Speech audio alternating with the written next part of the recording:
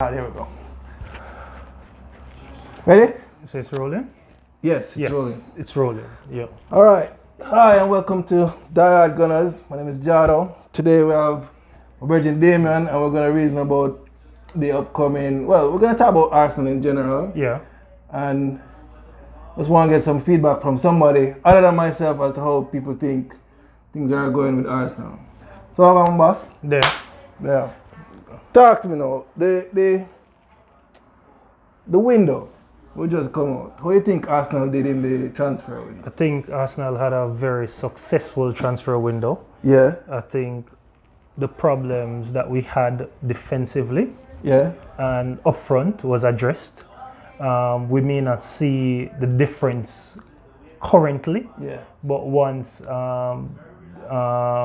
Tyranny, Bellerin, and Holding. Yeah, I agree. I think you're right. You touch on the right thing. The team, we still have not seen the full team. We haven't seen the full team as yet. So once when we look at, say, let's look at late October into November. Then we can truly evaluate how the team is going to be. I think up front with the addition of Pepe on the right.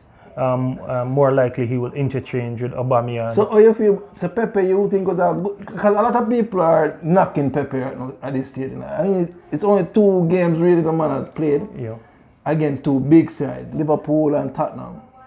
Although Tottenham are that side. No, Tottenham is not, just Liverpool. We have played Liverpool, one top 16. One big side and the scum. Yeah. But what I'm saying, people are jumping on him because he's taken...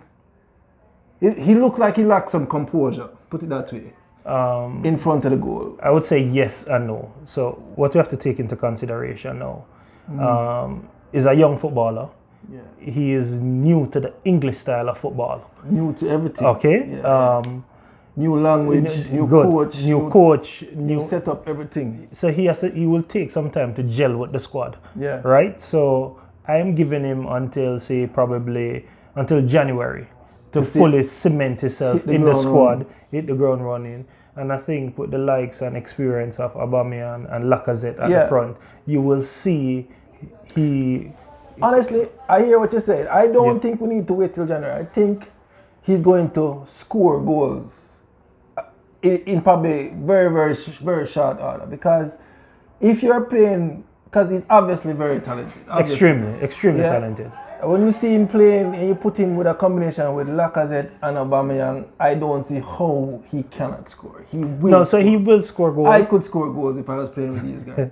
No, seriously. Especially Lacazette, he makes goals for people. Yes. To me, that's why I don't understand why the coach bench all them money sometimes, because it don't make any sense. So I still don't understand Emery's reluctance to have Lacazette play 90 minutes of football. I don't get it. Week in, week out. I don't know if he's carrying an injury. I don't know if he's trying to protect him. I still haven't. And some of the time when Lacazette is coming off, you can see the frustration. He doesn't want to come off. So I really don't know what is happening. He obviously wants to play. And even from in Wenger days, Wenger used to take him off, you could see that he doesn't want to come off. When Wenger, But to me, he's a must play for me up front because he creates problems. He tackles for the ball, he work hard. I think he hold up plays good. Even though he's a small guy, him hold off defenders and shield the ball and wait for the play and play. He can play the 1-2. He plays almost like a 10 sometimes. If you see how he drops down and collects the ball and spreads it as well, he's good. But I don't know, the coach, to me, I'll be completely honest, I'm not really so convinced about Emery. There was a stretch last year when I thought, he looks like he's working it out. When we went, was it 20 games? 19 games unbeaten, right? Yeah. And I was like, the team looked like it gelling, but I thought that he got into too much of the politics. And to be fair, I think he's listening a lot to of the noise outside because he did something last year with the whole Ozil situation where he was icing him out of the game. And it seems like the start of the season is the same thing again. And to me, I don't understand how that benefits the team. You're paying this man a bag of money I have him sit down on the bench, and the team not looking creative. So I don't know. I don't get it. I think the coach is trying to find his identity, his Arsenal, and because most of us grew up around an era where the only coach we know for Arsenal is Wenger, right? That's correct. So we have to give the coach a chance to develop his identity, his style of understand his style of football. But some of the time it's puzzling. It's puzzling as an Arsenal fan, but we have to give him the time to develop his style of football. I hear you, but you see, if we don't make top 4 this year, I'm telling you right now. So that's not even a question. If we don't make top 4 with this, because I'm sorry, Damon, if Wenger have this squad, there's no way we don't finish top 4. The question, way. So this is what people want. Well, I'm not cut you, but this is what people don't want. The last 2 squads that Wenger had were lacking on talent. We didn't have the kind of talent that we now have in the team. He was just then buying in Lacazette and Aubameyang came in like mid-season. You know what I mean? So we never really got to see this team roll out with Wenger's style of play and the pretty football. It never really happened. So, all right, what I'm saying, as an Arsenal fan, as an Arsenal supporter, Arsenal making top 4 is not a question. Given. It's a given for this season. Yeah. Right. So that's the problem. The problem that I see now is where in that top 4 are we going to finish? Well, to be honest, Man City and Liverpool. Good. So we are in a class by themselves. So we can agree on that. Personally, as a fan, if Arsenal finish less than 3rd, I'm disappointed. I agree, but based on the talent, I agree. But again, the coach is the only area, because to me, instead of my problem with Emery, I think he's a tinkerer. He's obviously he likes to change. This is the only man I see change his formation completely midway, halftime. You know what I mean? And maybe change it again before the end of the match. So he obviously likes to tinker and change up the side. And I don't know if it's really working, because football players, to me, I think they want to know how this team plays. And then, so they need to know how to perform every time. So Jado, what you have to do is appreciate the coach. And you have to be objective. I agree. All right? You can't get emotional with the sport. No, I am always emotional when it comes to you can't get emotional. You have to be objective. Because last year, I remember in that undefeated run of 19 games, every halftime, he made changes to the squad. Yes. And we were successful. And they were working. Yes. So until they stopped. Right. Good. So, because the last, I remember 7 games to go, you know, we had 3rd place in our hands in our boss. So easy. So to add to that, there was a big blunder on the coach behalf. Yeah. Because Arsenal should be in Champions League for this year. 100%. So that was a big blunder. No way we should have finished 5th. I get upset even now when I think about it. So I'm not going to look back on last season. I'm very optimistic about this season and looking forward. I agree. So, I think that's so defensively, I think we're sound. This year, because more than ever, we have with 4 to 5 defensive center half. Okay. We have 2 right back, 2 left back as substitute. Even with eventually we're going to have 2. Yes. Even with natural leaving. Yeah. My problem now is the midfield. So before we move to the midfield, let me just comment on the back line. We have mistakes in the back line still. Let us not kid ourselves. We have David Luiz, who, as we've seen at Liverpool, is capable of giving away goals. Socrates also is capable of giving away goals. And then we have one brand new wing back in Tierney, who I have not even seen play yet, but I hear is good. And we have Bellerin coming off injury. So that's one of the things. So it sounds good on paper, but I'm not convinced yet. You know what I mean? I'm waiting to see. So Tierney, most people don't watch the Scottish League. Yeah. He was one of the main reasons why Celtics. Yeah, that's what I hear. I hear one multiple title. I hear a lot of people compare him to Robertson. That is same kind of vibes. Maybe. So is a full-on wing back going forward and coming back and defensively. Because he can play centre half, as what I hear as well. Yeah. Plus we have young, good talent in centre half in Chambers and Holding. And Chambers and Holding. Yeah. Separate apart from David Luiz. Plus the Greek guy, Mavropanos. Yes. He's also there as well. Coming back from injury. Yeah. And we still have, sad to say, Mustafi. You know, all right. Let us touch on that, because that's a hot button topic right now, Mustafi. I personally think that Mustafi have all the skills physically to be a good defender. If you watch how he plays, he's aggressive, he's good in the air, he tackles well. The problem is all mental for me with Mustafi. So Mustafi, I agree with you, he's a competent defender, but he laps in concentration and he laps in judgment. Yes. And that has I think he needs a partner that can calm him down and talk him through the game sometimes, because I think he just get rushed. He just loses his head and does stupid stuff. And that's what I think Koscielny would have brought to the defensive line with Mustafi. Or even Mertesacker. Or Pierre. Back in the day, so right now I think we have two solid centre half in terms of Socrates and in terms of David Luiz. 9 out of 10 times David Luiz will make a mistake, but I still prefer him to.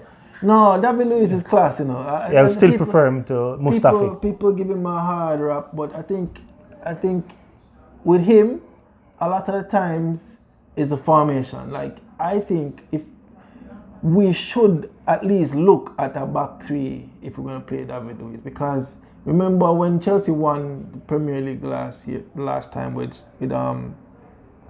Conte, he was rock solid in that back three. Yes. You know what I mean? So that is the role where he can be aggressive, or he can lay back and clean up, because he reads the game really well. If you even watch how he plays, that's what I'm saying. Reads the game really well. So David Luiz in a back three. Yeah. And I think that's probably where Emery will look towards once he has a solid, fit defensive line. Yeah. And because going forward with David Luiz, you can play Kolasinac.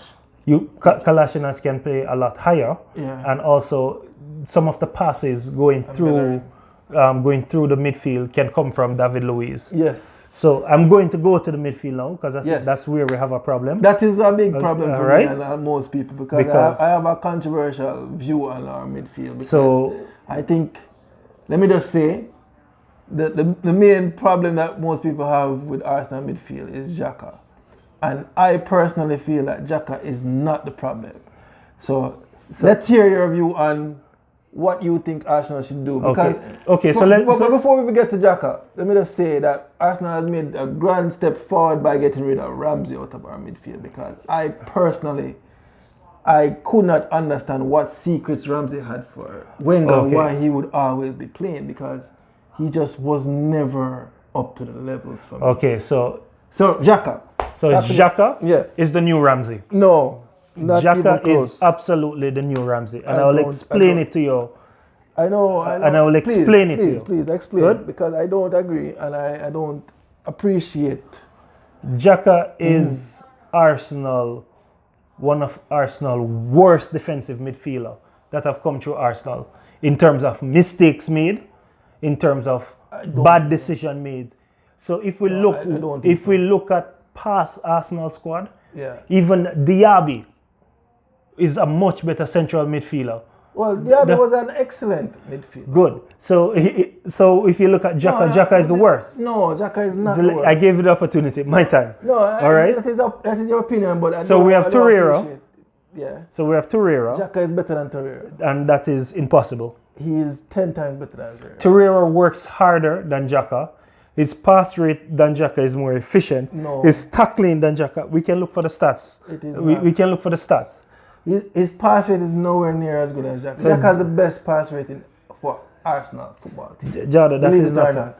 But the thing is, I'm going for the stats. Mistakes. Xhaka makes mistakes. I'm going for the stats. Okay. While you go for the stats, let me just say my view as to why. No, you asked me my opinion, so I'll give it. So in terms of fouls committed in the middle, because Xhaka has created a lot of opportunity for opposition, whether in the box and outside the box, because of the ridiculous fouls that he commits. He's first in us. Let me finish. And I think that's a good thing. He is the first. I think Xhaka's fouling is a good thing. It's not a good thing. He has cost us penalty. He has cost a free kick in critical areas. No, I agree. In terms, cost Arsenal points. But here's what I'm saying. Just hear me out.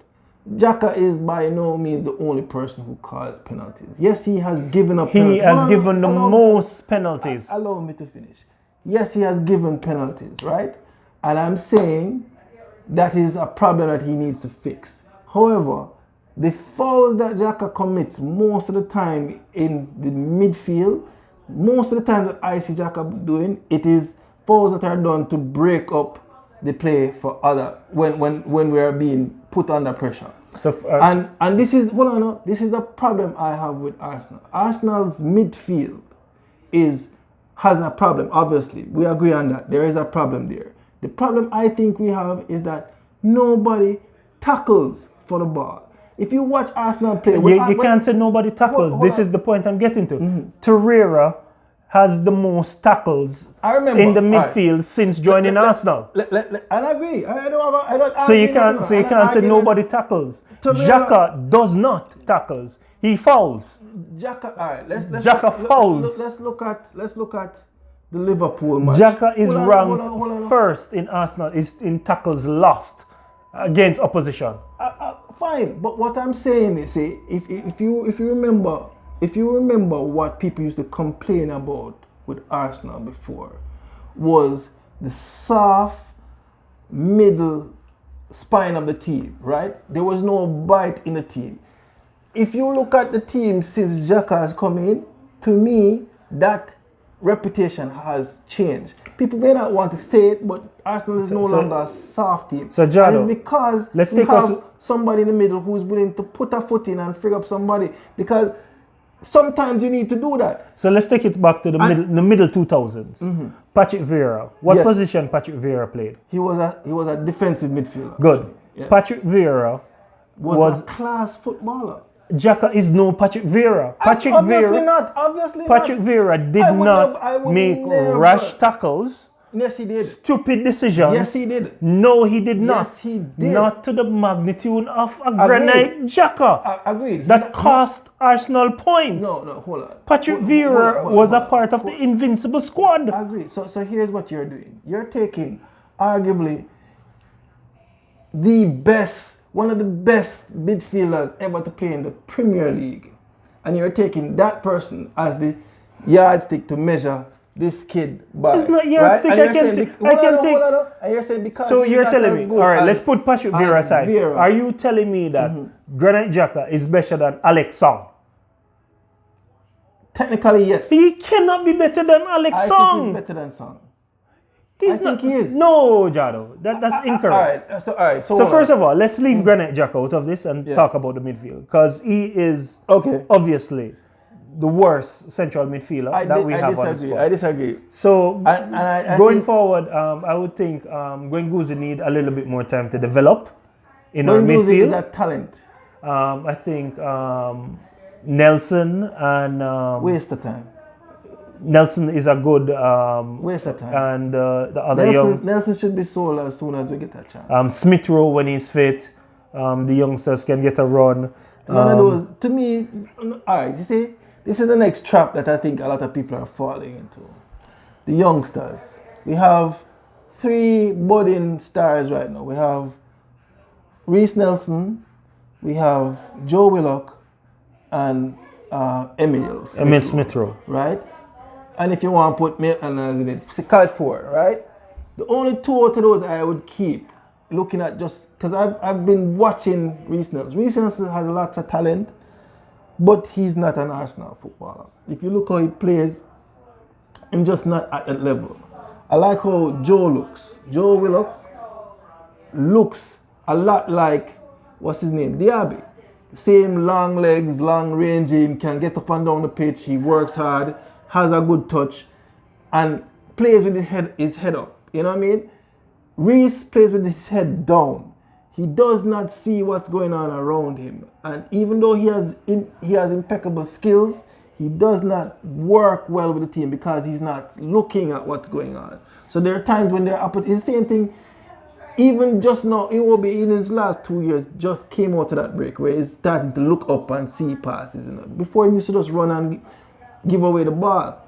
So don't get caught up into bringing in all these youngsters in the team. Emery don't have the luxury to try to breed in youngsters. Emery needs to win. So basically, so he needs to win now, and he needs to develop the youngsters. So this is my opinion is that in the Carabao Cup, in the FA Cup, in the early rounds of the Europa League, he can use those talents and develop them, help them to build the confidence. Yeah, but look at the start of the season. The start of the season, he started with Barry. He played Joe. And Joe Willock was exceptional. He was exceptional in the first 2 games that Arsenal won. And then he was not I don't know what happened with Emery. No, he was not exceptional. He was exceptional in my opinion. No. You see, this is the problem we have as fans, you know, because he has been exceptional in pre-season and to the run-up to the first 2 games. Joe is not. And pre-season, let's be real. Pre-season is one thing. Playing in the league is a different thing. I remember Jeff being exceptional in pre-season and then never get a run in the That's a player that we shouldn't have sold. We shouldn't have sold him. I agree. We shouldn't have sold. That's a talent we shouldn't have sold. We shouldn't have sold him. We shouldn't have sold Gnabry. But it's happened. What I'm saying though, with Emery, and I don't want us to fall in this trap where he's trying to build his identity, and the way he's doing is to take youngsters we can mold. I need a coach that can take talent that is there already and work with it and build it. Now, I wouldn't mind playing Joe as relief for Guendouzi or Xhaka or Torreira when them man are tired. But those 3 are, to me, the senior man and them to play. I'm not giving Joe a spot at the expense of those guys. You get what I'm saying? So this because to me, it don't prove anything. Because everybody's saying Joe has been exceptional in those two early games. The first one was Newcastle, and I'm telling you, I watched that game, and Newcastle was dangerous. We could have easily drawn that match, easily. There was no creativity. Joe was playing number 10 in that game. So that leads me to my point. Yeah. So the strategy I believe for Emery, even looking forward to Watford on Sunday, is 2 competent central midfielders. Yeah. Or 2 holding midfielders. So give me your midfield lineup now. That's what my 2 holding midfielder would be Torreira, and Guendouzi. And up front, we can look at Ceballos or Mizert. Yeah. Right? Now, and that we need the creativity going forward. All right. So you think about I don't have a problem with that lineup. I personally, this is my personal view, would prefer Guendouzi and Xhaka. You need to stop it now. Hold on, no, hear me out. Guendouzi and Xhaka, and then we bring in Torreira when needed. Or Torreira and Guendouzi. I don't have a problem with that lineup. It's Torreira and Guendouzi. But I personally think that Xhaka spreading the ball gives me more than Torreira in terms of winning the ball. But that's just my opinion. So, if we should look at it, if we're having a creative midfield on the field, such as Ceballos or Mizert, we don't need Xhaka spreading the ball. No, we do. We don't. We do. And I think Torreira does a better job than Xhaka in spreading the ball. No, not even close. A better job than Xhaka in tackling. A better job playing. He's a better box-to-box player. Remember the 5-1 we got at Liverpool last year? Yes. You remember Torreira in that game? He was tired. He was god awful. No, he was tired. Listen, he was awful. Whether it's because he was tired or not, I don't know. I don't know him personally like that. What I'm saying, if you watch Torreira, and this is the problem I think that people are asking, why is it Emery's not playing Torreira?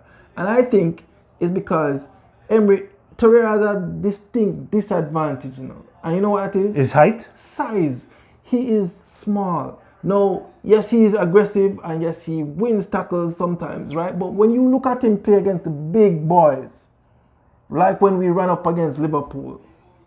We got smacked. No, so what Emery tried to do in this year at Liverpool, which I didn't agree with the tactics. He put 3 big men. He put Joe, Xhaka, and Guendouzi to clog. But that left us with absolutely no creativity. And then he tried to play the long ball. Now everybody's cussing Xhaka in that match, you know. I don't know why, because to me, David Luiz gave away the goals, and they were playing, the midfield to me were playing how the coach wanted them to play, which is to defend and that's the point. Liverpool so that was a blunder in the coach strategy. Yes. That was a blunder. It was. I don't think it was a blunder. I don't think the plan was for David Luiz give it 2 penalties. You know no, it wasn't a plan. But the plan to going into a game versus Liverpool with three holding midfield. That was correct. So looking forward. But what do you think about Ceballos? I never get to ask about that. The jury is still out. Yeah. Thank you very much. Because I don't know. A lot of people are singing praises, you know. A lot of people are telling me this is the best signing and Arsenal should sign him up. And I don't understand if the man has had 1 good game. He has 1 good game and not with any notable team. Against who? Who was it? Burnley? Burnley. So my thing is, I need to see his away form, like traveling away on Sunday too. Well, we saw him at Liverpool. Let's give him another chance. Agreed, but traveling can we away agree to that Watford. At Liverpool he was the worst player on the pitch? No, Xhaka was the worst player on the pitch. No. You see, that's why I know you are being biased. No, Xhaka was the worst player on the pitch. At Liverpool, Xhaka was the worst player on the pitch. Let me give you a little. If you watch, because I watched that game 3 times, that's how much I was frustrated with that game. I swear to you, Ceballos gave away the ball. He touched the ball 6 times in the first half. And he gave away a ball 5 times. And that's not a problem. And in those 5 times that he gave away the ball, he ran back and tackled. Those 5 times. No, one of them was a set to Sadio Mane on the penalty box. He was at our corner flag and was trying to square the ball across his goal, play the ball straight to Sane at the top of our penalty box, and he took a shot that went wide. That was one. And countless times he gave away the ball. Now, running behind the play after you give the ball away looks nice to the coach, but doesn't help. And it's the same problem I had with Ramsey. Ramsey would always bomb forward with the ball, lose it, and then running behind the play to get back, even though he can't catch up back with the play. But to me, that doesn't help. Ceballos was garbage. Let's just be real. If Mesut Ozil had gone out and done what Ceballos had done at Liverpool, everybody would be saying, get rid of him. Am I lying? Be honest. Let's look forward to Sunday game and wrap it up. All right. You see the thing, you know. I tell you, Arsenal fans, everybody have them favorites, you know, and nobody don't want to talk the truth. I don't. One good game. I don't have favorites in Arsenal squad. The team is my favorite, but what I know is who is horrible and who is dragging down my team. And you think it's Xhaka? Xhaka was a negative for my team. Mkhitaryan, I'm extremely elated that he's no longer in Arsenal for this squad. And look into next season, I want them to sell him. Yeah, he's not an Arsenal player. He you know, funny enough, when Mkhitaryan was at Dortmund, he would have been perfect. He seemed like the perfect. Yes, he went to Manchester United and lost his talent. But I'm just thinking if he had come to Arsenal first, because Manchester United is a club where people go to die, you know. Yeah. That's where superstars go to become worthless. Because if we look at the history of big name footballers that's gone there and just Falco, Berbatov. Jesus, man. I mean, we're talking about Di Maria, we're talking about Memphis Depay, we're talking about all of the talent. Everybody who goes there, even Pogba, goes there to die.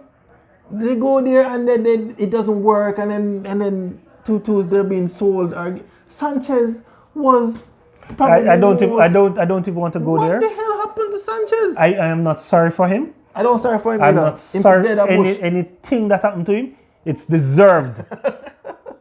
No. You know what? I am not. I don't even mention that player. Sanchez. He was having a wonderful career in England at Arsenal. He had no possible reason to push for a move. other than money. Other than money. And I don't sorry for him. Yeah, I think. So he killed his career on his own. Yeah, and now he can get shipped out to to never lie. Yeah. So as I'm saying, looking forward to Sunday's game with Watford. Yeah. I don't think, given Watford capacity, that we will be able to keep a clean sheet. Watford look crappy though, you know. They don't win a game yet. I think they only have one draw. It doesn't matter the talent that they have up front. Jimenez. They're very. Sorry. Not. I'm speaking about Wolves. Yeah. Watford to me should be easy 3 points. So I'm thinking. I think we'll get 3 points. I'm thinking about either 2-1 or it's away. It's away. So I'm thinking either 2-1 or 3-1. So you see, this is the thing. No, I don't even know how to predict with this squad because I don't know what Emery is going to do because he may just surprise us when he goes out. So what I'm going to say is I think we should win with our talent easily. However, I don't want us to experiment. I don't want to give away any points this year because even to me, I think that's what we took a lot of games for granted last year and it cost us. I don't want us to fall back in that. And I don't think what I've seen this season would indicate that we're going to turn over because even in the Spurs game when we fell behind because of some stupid mistakes, I can see the spirit is there. I see the spirit is there. I haven't seen that in a while. Yes, in our Arsenal squad. The spirit is there without question, and I think it comes from up front. If you look at the persons that are playing passionately, is the Lacazette, even Aubameyang. People don't realize how much they were working in that game to bring us back in the game, you know what I mean? And to be fair, yes, we gave up 2 easy goals, but if you look at that game, we totally dominated Spurs. Even at the midfield level, Spurs, I remember the whole second half was in Spurs' half. Spurs were pinned back. Their back were against the wall, so that's why I said. We should have win. Even going behind, yes, I know it's a derby game, and with derby game, emotions run high. Yeah. But the fight that I've seen and the passion in not wanting to drop points. That I see in that game. Not lose. Was commendable. It was. I think we did well in that game, considering, as I said, the handicap that we had given them 2 goals. Yeah. So you said top 3 is where you want us to finish this year. Yeah. And how about that cup? You think Europa League look easy this year? I think Europa League, FA Cup is for us to lose. Always there in that as well.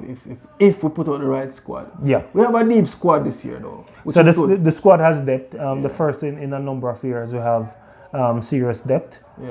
So I think we will put up a fight for this season. Yeah. What's your take on playing Aubameyang either centrally? You think that's a good idea? No, I like him on the wing and keep Lacazette in the middle because of his hold-up play and his skill, his on-the-ball skills. Yeah, without question. I think you're right. I agree with that. But like I said, there's a lot of comments coming in. You see people from other comments from fans. You know how people are very fickle. I think we have to show some patience, but I personally think this is the most talented squad we've had in quite some time, especially up front. We just need to. Can you imagine this team with Mesut playing through balls to that front line? Goals are there to get. You know, if the coach is willing to allow them to play. Because all to me, you know, all Mesut needs is coverage. He just needs good midfielders and centre halves behind him to cover. That cannot be Xhaka. No, well, and that is a problem. Even if it cannot be Xhaka. If you take out Xhaka, what I'm saying, I'm talking about the offensive nature of the team. You need somebody who can string passes to these guys up front. But all right. So you have to look at the big picture. Mesut has a problem in tracking back and tackling in the midfield. Yes. So if you allow him the freedom to use his creative skills going forward and have 2 central midfielders to protect him that works. Defensively. It works. Good. Yeah.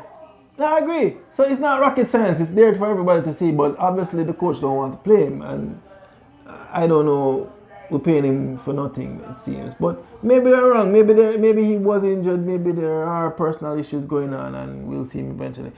But anyway, I think that's it for the show today. We're looking forward to the game. As you say, you're saying 2 or 3-1? 2 or 3-1. Yeah, I don't think we'll be able to keep a clean sheet. Yeah, I don't see a clean sheet either. I think I'll go with 3-1. I think we'll beat up Watford. You know what? I'll go with 4-1. I'm very confident in my team this year. Come on, Gunners. That's it.